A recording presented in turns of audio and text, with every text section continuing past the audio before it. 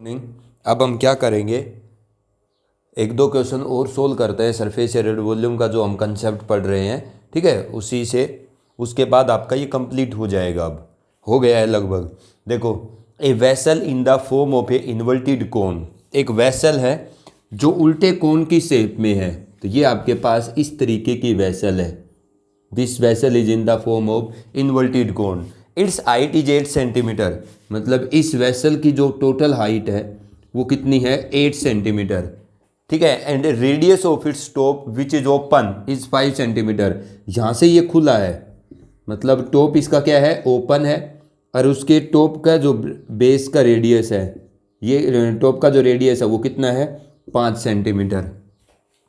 It is filled with water up to the brim, मतलब इसको पूरे तरीके से भरा गया है। When lead source which is sphere of radius 0.5 centimetre are dropped in this vessel, मतलब लेड सोर्स स्पेरिकल शेप की बॉल लगाइए आप, जब स्पेरिकल शेप की बॉल इसमें ड्रॉप की जाती हैं in the vessel, then 1/4 of the water flows out. तो इसके अंदर से कितना पानी बाहर निकल जाता है, 1/4 वाटर फ्लोज आउट, मतलब 1/4 वाटर इसमें से निकल जाता है जब इसके अंदर स्फेरिकल बॉल 0.5 सेंटीमीटर रेडियस की ड्रॉप की जाती हैं। तो find the number of lead shots dropped. आप ये बताइएगा कि कितनी बॉल ड्रॉप होंगी जब 1/4 वाटर क्या करेगा, इसमें से बाहर निकलेगा। आपने आर्किमिडीज प्रिंसिपल पढ़ा है बेटा कि कोई अगर आप ऑब्जेक्ट किसी चीज के अंदर डालते हो तो वो उतना ही वाटर रिप्लेस करता है जितना उसका वॉल्यूम या कैपेसिटी होती है। इसका मतलब हम मान लेंगे कि इस वेसल के अंदर अगर हम n लेड शॉट ड्रॉप करेंगे तो 1/4 वाटर बाहर आ जाएगा। ठीक है ना,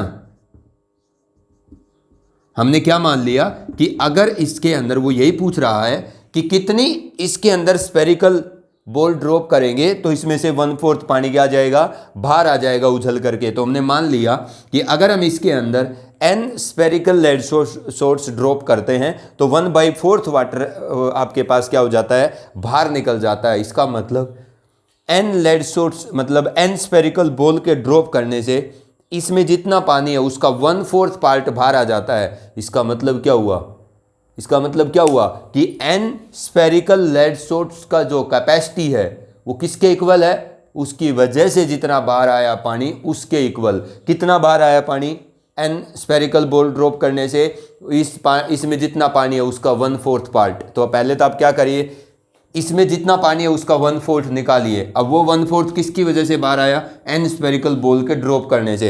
n स्पेरिकल बॉल का जो वॉल्यूम होगा वो किसके इक्वल है, जो 1/4 वाटर इसमें से निकला है पूरे का 1/4 उसके इक्वल है। तो what is the volume of the complete water in the vessel.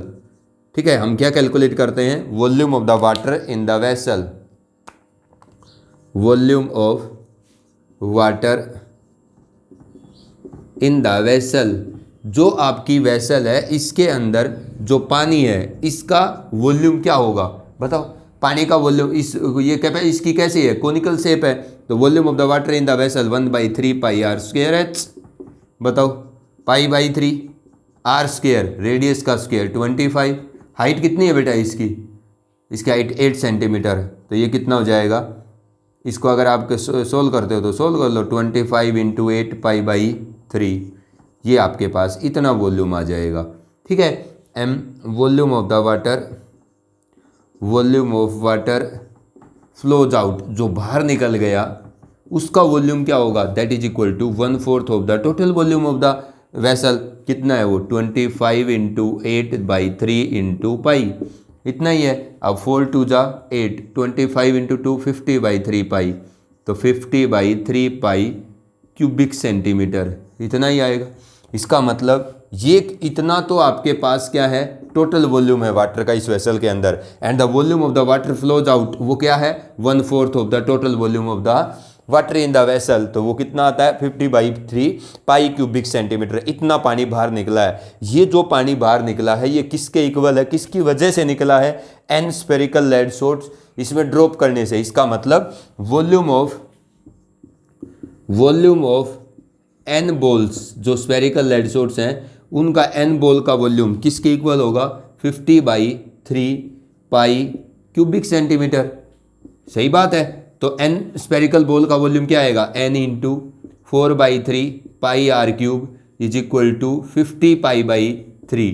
तो यहाँ से पाई से पाई क्या हो गया, कैंसिल। अगर मैं सोल्व करूँगा तो n कितना आएगा, ये 3 उधर चला जाएगा, 50 इंटू 3, 50 इंटू 3 ना, तो 3 से 3 कैंसिल कर दो ना आप, तो 50 बाई कितना 4r क्यूब, 50/4r क्यूब। अब r कितना है इसका, लेड सोर्स का जो स्पेरिकल बॉल थी 0.5 सेंटीमीटर, तो n कितना आएगा 50 बाई नीचे कितना है 4r क्यूब, मतलब 0.5 0.5 0.5, तो 0.5 0.5 0.5 3 0.5 लिखोगे तो 3 10 से डिवाइड करोगे ऊपर 1000 चला जाएगा, तो ये कितना होगा 10, 5 2 जा 10, 2 2 जा 4, 2 5 जा 10, 500, 5 ये आपके पास कितनी आ जाएंगे 100। कि आप 100 अगर स्फेरिकल लेड शॉट ड्रॉप करोगे तो फिर आपके पास जो निकलेगा ना पानी 1/4 टोटल का, ठीक है, वो 1/4 मतलब जो आपके पास पूरी भरी है वेसल पानी से, उसके अंदर अगर आप 100 spherical lead shot 0.5 centimetre radius की ड्रॉप करेंगे तो इस वेसल के अंदर से इसमें जितना भी पानी है उसका 1/4 वाटर बाहर आ जाएगा अगर आप n बोल्ट्स ड्रॉप करते हैं तो, ठीक है। तो उसने हमसे यही पूछा था। अब एक क्वेश्चन और करता हूं मैं, वैसे मैंने सारे टाइप के लगभग क्वेश्चन कर दिए हैं। A medicine capsule is in the shape of a cylinder, a medicine capsule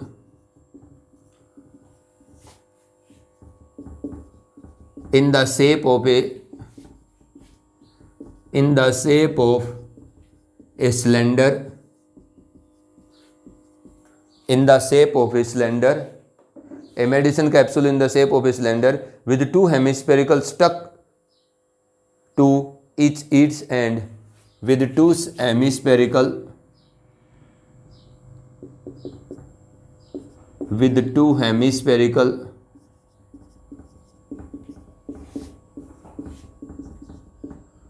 stuck to its each end, दो हेमिस्फेरिकल शेप दोनों एंड पे अटैच की गई है। The length of the entire capsule is 14 mm, the length of the entire capsule is 14 mm, the length of the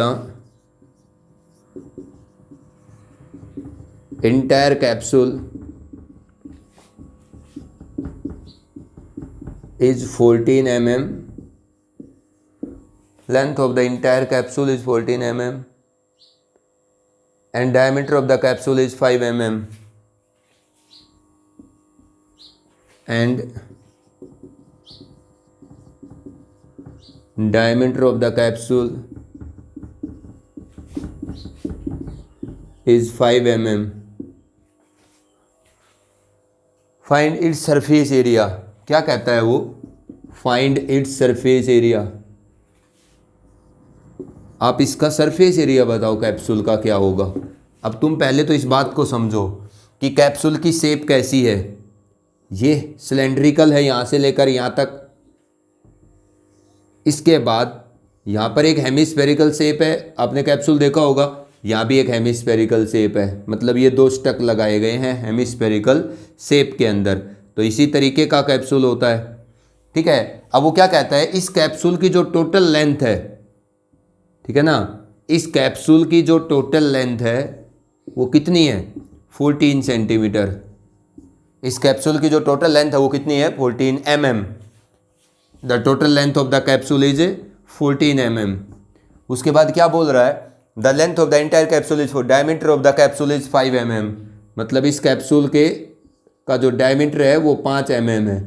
find its surface area. तो आप एक बात बताइए, इस कैप्सूल का अगर वो मेरे से सरफेस एरिया पूछ रहा है तो क्या होगा इसका सरफेस एरिया, ये सरफेस, ये क्या है, दो सेम साइज के हेमिस्फीयर है, तो इनको जोड़ने पर तो एक तो स्फीयर का एरिया आ जाएगा, कर्ड सरफेस एरिया, टोटल नहीं, ये सिर्फ कर्ड सरफेस एरिया, ये हेमिस्फीयर ये भी हेमिस्फीयर, तो दो हेमिस्फीयर जुड़ के एक स्फीयर का क्या जाएगा सरफेस एरिया, तो 4πr² प्लस ये क्या है बेटा, सिलेंड्रिकल शेप है ना कैप्सूल की, कैप्सूल देखा होगा आपने, तो इसमें ये क्या आएगा curved surface area of the cylinder, तो 4 pi R square plus 2 pi R H, this is the total surface area of this capsule. तो आप क्या करेंगे, इस कैप्सूल का टोटल सरफेस एरिया कैलकुलेट करेंगे, ठीक है ना। तो आपके पास क्या आ जाएगा, आपको तो ये पता चल जाएगा कि इसका सरफेस एरिया टोटल कितना आएगा। तो इस तरीके से आपने क्या करना है, इस कैप्सूल का टोटल सरफेस एरिया